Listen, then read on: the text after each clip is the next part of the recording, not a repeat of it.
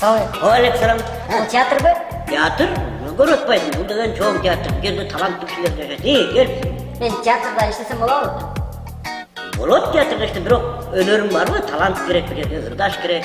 Өнөрүң барбы? Boş жүргөндөн көрү ушул жака иштесем дедим.